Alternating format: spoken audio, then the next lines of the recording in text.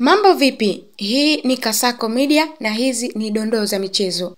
Ni mwendelezo wa kivumbi cha ligi kuu soka Tanzania bara msimu wa 2025-26 ambapo mashabiki wa soka nchini wanatarajia kushuhudia burudani ya kiwango cha juu katika michezo minne itakayopigwa ndani ya wikendi hii.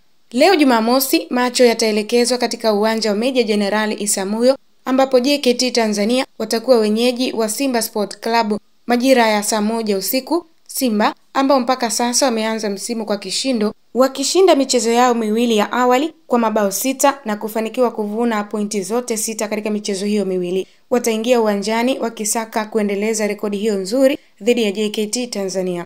Kwa upande wa mwenyeji JKT Tanzania wa mchezo huo, wanaingia kwenye mchezo wa leo wakiwa na morali ya wastani baada ya kucheza mechi 5 na kufanikiwa kukusanya pointi 7 pekee. Kikosi hicho kimefunga jumla ya mabao 7 na kuruhusu mabao 6, hali inayoashiria kuwa bado kuna changamoto katika safu ya ulinzi, lakini pia uwezo wa kushambulia upo. Wakiwa nyumbani dhidi ya Simba, JKT watakuwa na kazi kubwa ya kuhakikisha wanaweka alama 3 muhimu nyumbani ili kujiimarisha zaidi kwenye msimamo wa ligi.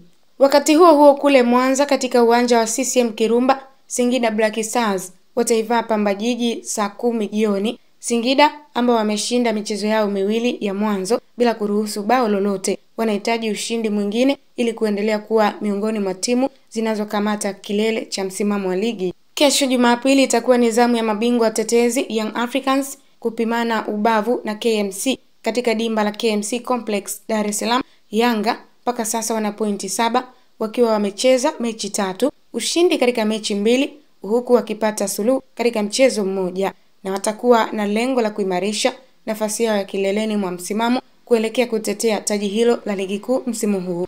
Kwa upande mwingine, KMC mpaka sasa hali si shwari. Baada ya kucheza mechi 5, kikosi hicho kimeambulia pointi 3 pekee na kuburuza mkia katika msimamo wa ligi. Mchezo dhidi ya mabingwa tetezi Young Africans utakuwa mtihani mgumu kwao, lakini pia ni nafasi ya kujaribu kuamka na kuonesha nia ya kupambana kubaki ligi kuu msimu ujao. Wakati huo huo, Azam FC wamesafiri hadi kusini mwa Tanzania kuivaa Namungo Football Club. Azam ambaye ana pointi 4 kutokana na mechi 2 anahitaji ushindi ili kuendelea kujiweka vizuri kwenye mbio za ubingwa. Kwa upande wa wenyeji Pamba Jiji na Namungo FC bado wanajipambanua kutafuta mwendelezo mzuri wa matokeo, wote wakiwa na pointi 5 pekee katika mechi 5 walizocheza, wakifunga mabao 3 na kuruhusu mabao 6, hali inayoonyesha changamoto zao katika safu zote mbili za ulinzi na ushambuliaji.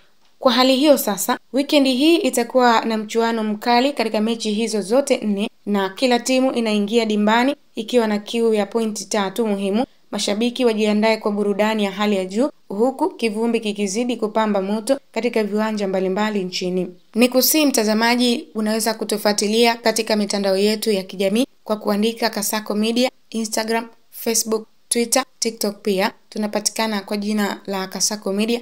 Tufollow huko ili uweze kupata taarifa mbalimbali za kimichezo, bila kusahau akaunti ya Instagram kama Kasako Sports ili uweze kupata taarifa mbalimbali za kimichezo. Pia subscribe channel hii ya Kasako Media ili uweze kupata wingi wa taarifa za kimichezo, burudani, makala na vipindi mbalimbali vinavyofanyika katika channel hii ya Kasako Media.